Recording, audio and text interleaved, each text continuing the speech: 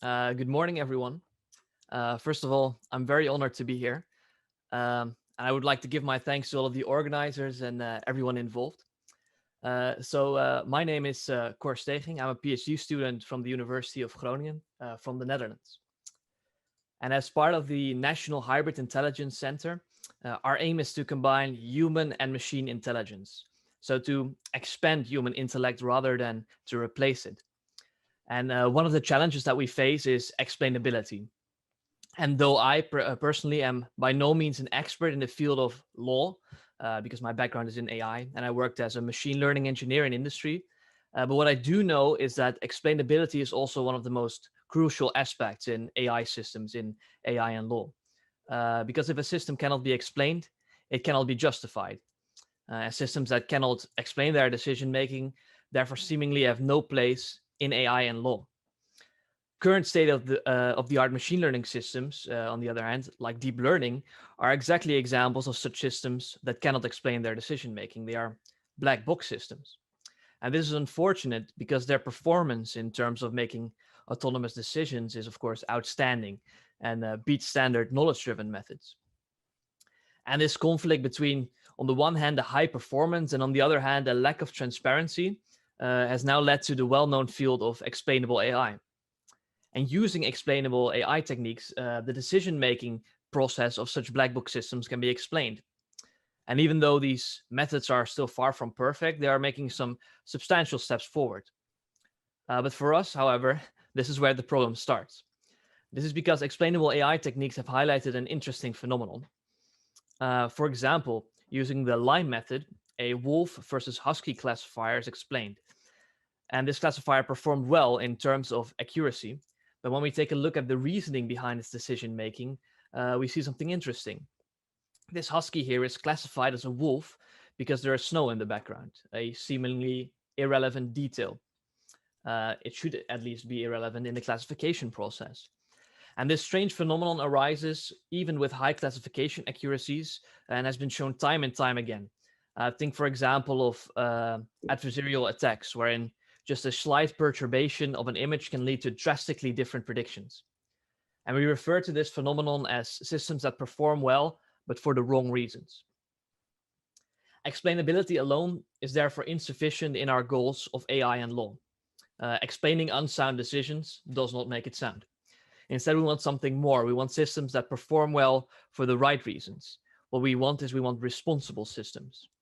And we are now working towards a method that can act as a first step into reaching that goal, a method to evaluate the decision making of a system, or in other words, a method for rationale evaluation. And here we define the rationale of a system as the reasoning that that system uses to come to its decisions. The method that we propose is model agnostic and should therefore work with any machine learning system because it's more of a generalized concept that is driven by knowledge from domain experts in order to evaluate the learned rationale of a system. We believe that by aligning learning and reasoning, we can potentially achieve a best of both worlds situation. And our method is very loosely based on the idea of unit testing in software, in professional software development, when you write tests for each of the smaller components or functions of your code. Now, the method that we propose consists of three distinct steps. First of all, we measure the accuracy of a trained system, and we proceed only if the accuracy is sufficiently high. Of course, sufficiently high in this sense is subjective and is based on the specific problem at hand. But the point of this first step is that if the accuracy is not sufficiently high, then the rationale will not be sound either. So there's no point in evaluating it. Now, in step two, we design dedicated test sets for rationale evaluation, targeting selected rationale elements based on expert knowledge of the domain. And these test sets are designed such that systems can only perform well on these test sets if it has learned the specifically targeted element of the domain.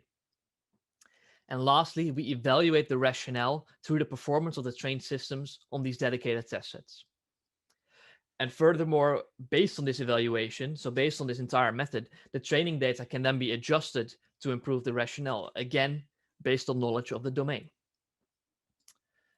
We performed a couple of experiments in which we illustrated our method, and in each experiment, we aimed to use our method to evaluate the rationale of a system, so the reasoning behind its decision making. All of the data that we use is artificially generated, based on knowledge structures of fictional and non-fictional legal domains. And each domain can be defined explicitly as a set of conditions. And this was intentional, as this makes it possible to compare these conditions to the rationale of the system. In other words, we have an objective ground truth to compare to. And though they are simple toy domains, they were chosen to introduce and to illustrate our method in an objective manner. We first replicated a study done by Ben Schapen in 1993, as this study inspired us, and it illustrates the current issues regarding responsible AI in a very intuitive manner. It investigated the soundness of the rationale of neural networks through the use of artificially generated data. And this data was based on a fictional domain in which pensioners were eligible for a welfare benefit if and only if they satisfied 6 conditions. And these 6 conditions are expressed logically here on the right of the slide. If and only if all of these 6 conditions evaluate to true, the label, eligibility, also evaluates to true. What we did is we replicated this study using more data with standard state-of-the-art multi-layered perceptrons. We even introduced a simplified version of the domain and did all of this to see whether the claims that were made back then still hold today. And they do.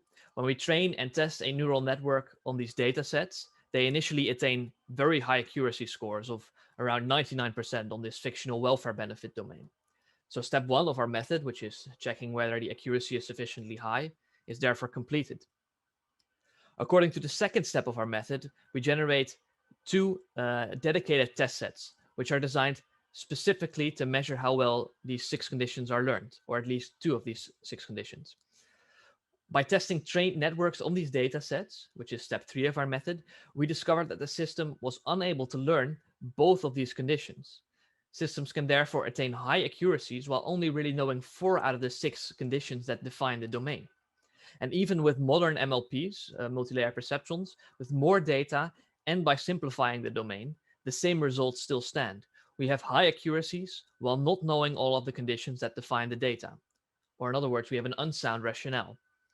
By adjusting the training data based on this evaluation, the initial accuracies remain almost the same, but the individual conditions are learned significantly better. An example of this can be seen in these graphs. These display just 1 out of the 6 conditions that a system had to learn. So first on the left, we see an ideal graph, what we would like to expect. And in the middle, we see the actual graph. What we can conclude is that the system was not able to approximate the condition. After adjusting the training set based on our evaluation, the graph on the right, the results look a lot better. After replicating the study using the fictional welfare benefit domain, we set out to employ our method in the non-fictional domain of Dutch tort law. And unlike in some countries, Dutch tort law is a statutory law and not a case law. And it describes whether or not there are duties to repair someone's damages given a set of facts, which can be represented as an argumentation diagram as shown here on the right. We can represent this diagram as a set of conditions as well, just as before, as shown here on the bottom of the slide. And again, if and only if all of the conditions evaluate to true, the label evaluates to true. In other words, in that case, there's a duty to repair damages. The network should therefore learn all of the 5 conditions. Again, we generate all kinds of data sets using this domain, and we train neural networks on the data set. Of course, our goal is to investigate how well the conditions are learned. And in particular, we wish to investigate whether the systems are able to learn the notions of unlawfulness and imputability. And just as in the replication study, and according to step 2 of our method, we therefore generate a dedicated test set for both of these conditions, on which a trained system could only perform well if it has learned said condition. What we discovered is the following. First of all, we get high accuracies on a normal test set of above 98%. It is therefore possible to approximate Dutch tort law with a subset of the cases. And step 1 of our method, to measure whether the accuracy is sufficiently high, is therefore complete. When we investigate the performance of the same networks on the dedicated test set, step 3 of our method, we see that despite high accuracies on the regular classification task, one of the 5 conditions, imputability, was hardly learned at all. So to conclude, we have reaffirmed that a high performance does not guarantee a sound rationale. Accuracies alone are therefore insufficient. We need something more. So secondly, we also introduce a knowledge-driven, model-agnostic method for rationale evaluation. And in future research, we would like to expand upon this method, such that the soundness of the rationale can become more tangible and that its quality can be asserted. We should again here note that both the machine learning algorithms and the domains that we use in these experiments are toy scenarios to illustrate our methods. We chose MLPs because they are simple black box systems, but our method is generalizable to the most advanced deep learning systems since it is completely model agnostic. We also explicitly chose to use artificial data based on a set of conditions, as these conditions act as our ground truth, thus making it possible to objectively evaluate the rationale of the system. In the future, we might expand to real-life datasets where the ground truth is not as explicit. And in those cases, our method would still rely on the domain knowledge of experts, because in cooperation with these domain experts, we can create dedicated test sets that evaluate specific components of a desired rationale. And we can then compare that to the actual rationale. And this hybrid approach of combining knowledge with reasoning can hopefully move us towards an AI that is not only explainable, but truly responsible. So thank you all very much for your attention. I would be honored to answer any of your questions. Thank you very much, Mr. Steging, for your brilliant presentation. Now we have a special question from the audience. First, a comment. Mr. Trevor Bench Capon is here with us. He's saying that it's a very nice work, and he has a question. He says, where is the evidence that ML-based systems are more accurate?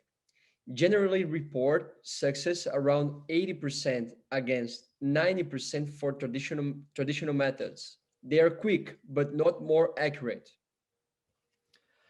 Right. Thank you very much, Trevor, for that brilliant question. It's a very good one because, of course, that was a generalized statement that doesn't hold in every situation.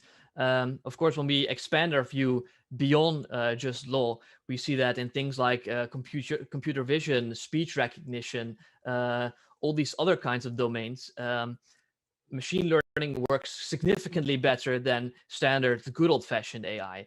And therefore, our philosophy is that we shouldn't completely abandon machine learning because it is not explainable or works just as well as good old-fashioned explainable AI techniques.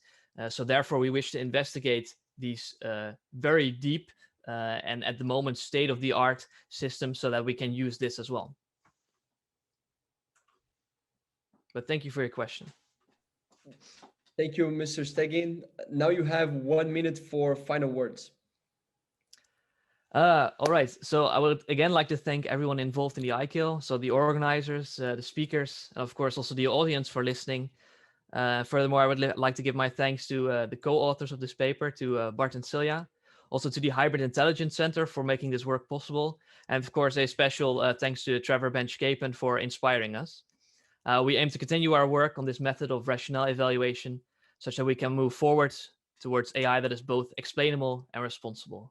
Thank you very much.